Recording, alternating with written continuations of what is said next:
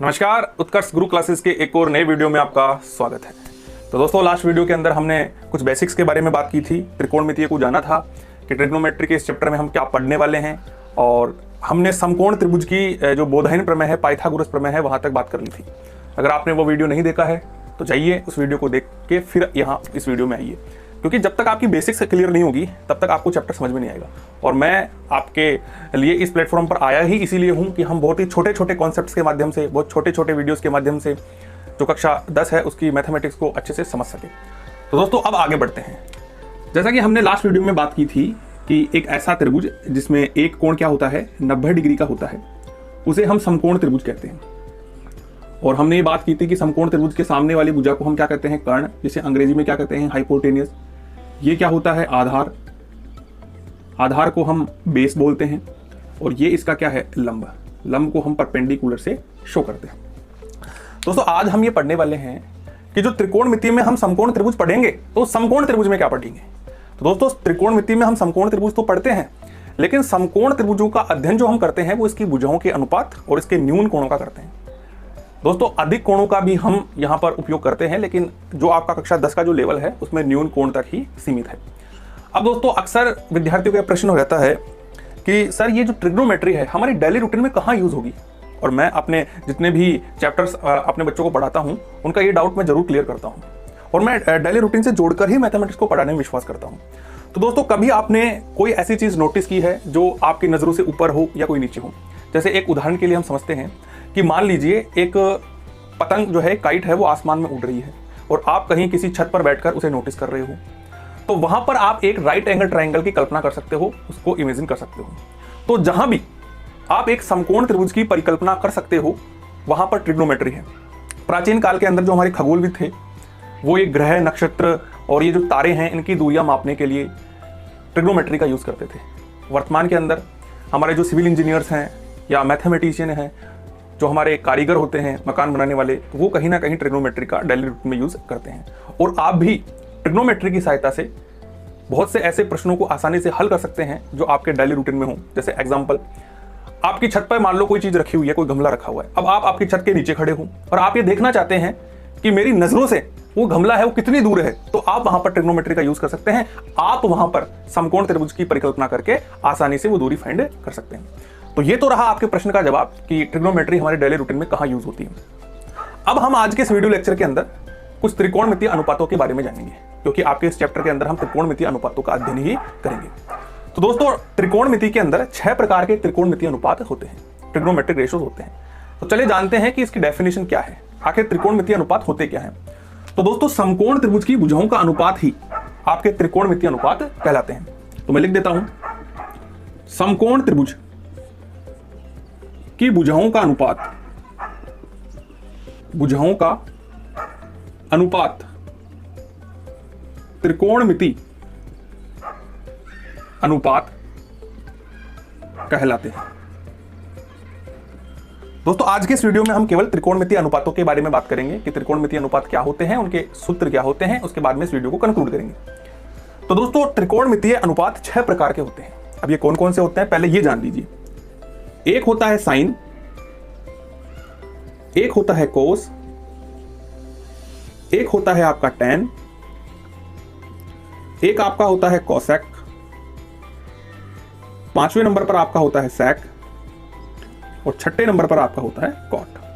अब किस trigonometric ratio को क्या कहेंगे, क्या उसका फॉर्मूला है, उसको हम थोड़ा सा समझने की कोशिश करते हैं एकदम सरल भाषा के अंदर।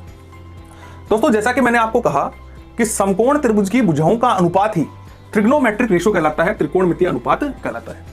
तो चलिए हम 1 बाय 1 इस समकोण त्रिभुज की अनुपातों को देखते हैं, इनकी भुजाओं के अनुपातों को देखते हैं। उससे पहले मैं आपको बता दूं दोस्तों, ये साइन जो है ये आर्यभट्ट की आर्यभट्टियम पुस्तक से लिया गया है, और इसे हिंदी में क्या कहते हैं, ज्या। इसे हिंदी में क्या कहते हैं, कोज्या, और इसे हिंदी में क्या कहते हैं, स्पर्श ज्या। ये आपको हिंदी में याद नहीं रखने दोस्तों, बस ये है नॉलेज के लिए, आप अपने माइंड में इनको रखें। अब ये जो कोसेक, सेक और टैन है, केवल इनके आगे हिंदी में प्रतिलोम लगा दिया जाएगा। जैसे इसे हम प्रतिलोम ज्या कहेंगे, इसे हम प्रतिलोम कोज्या कहेंगे, और इसे हम प्रतिलोम स्पर्श ज्या कहेंगे। क्योंकि दोस्तों, ये जो ट्रिग्नोमेट्रिक रेशो है ये इन्हीं ऊपर 3 जो ट्रिग्नोमेट्रिक रेशो मैंने लिखे हैं इनके व्युत्क्रम है। अभी जानते हैं ये कैसे बने हैं। तो मैंने अभी आपको बताया कि जो त्रिकोणमितीय अनुपात होते हैं वो समकोण त्रिभुज की भुजाओं के अनुपात होते हैं, इनकी साइड्स के रेशो होते हैं। चलिए वन बाय वन इनके हम जो भुजाएं हैं उनके अनुपातों को देखते हैं। तो सबसे पहले हम लेते हैं लंब और कर्ण का अनुपात।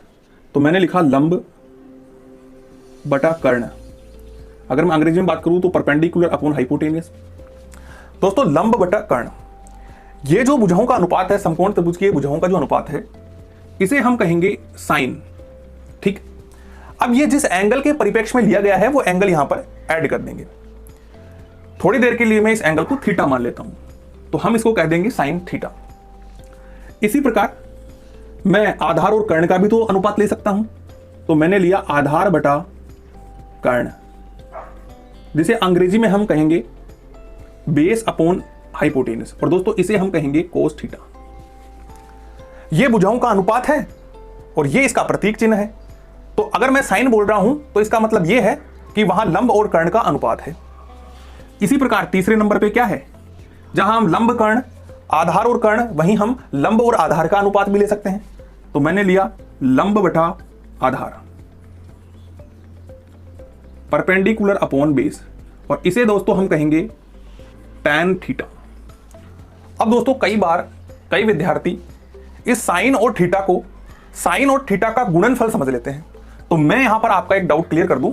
आगे के ट्रिग्नोमेट्रिक जो रेशियोज है उनको डिस्क्राइब करने से पहले हम ये छोटा सा डाउट यहां पर क्लियर कर लेते हैं।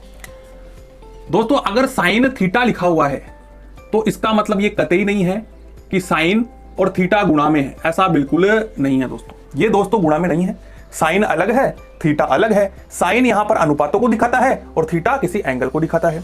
इस थीटा के बिना इस साइन का कोई अस्तित्व ही नहीं है। बस इतना सा है कि ये लंब और कर्ण का क्या है, अनुपात है, और उसको प्रतीक चिन्ह के अंदर हम साइन लिखते हैं।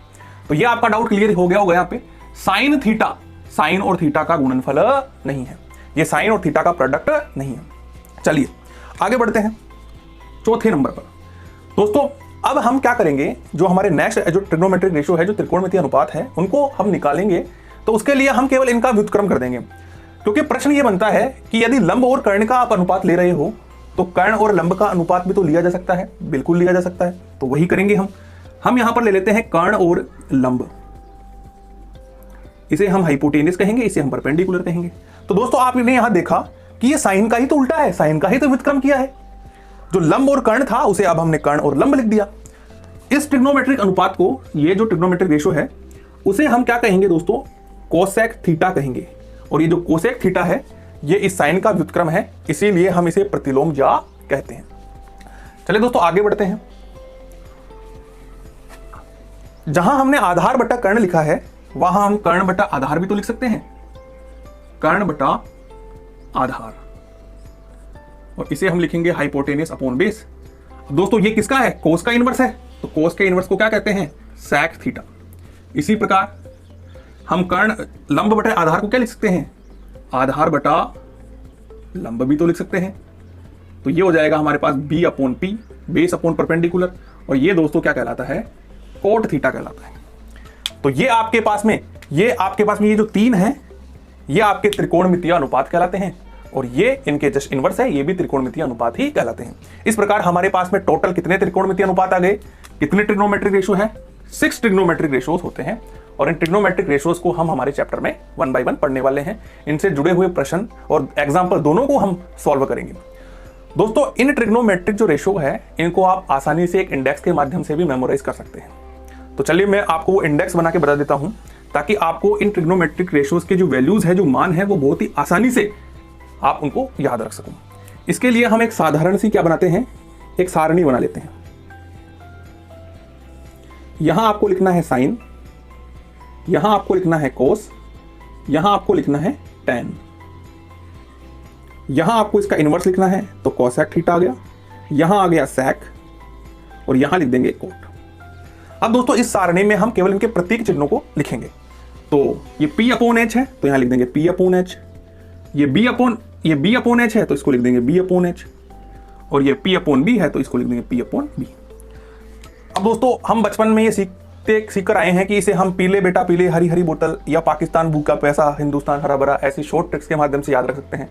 तो ये तो याद करने के और मेमोराइज करने के तरीके हैं कि आप किसी मेथड के जरिए इनको याद रखो। बल्कि मैं तो ये मानूंगा कि आपको डायरेक्ट वैल्यूज याद होनी चाहिए, वो इतनी वो नहीं है कि डिफिकल्ट है। PBP HHB आराम से याद कर सकते हो आप, perpendicular upon hypotenuse, base upon hypotenuse और परपेंडिकुलर अपॉन बेस।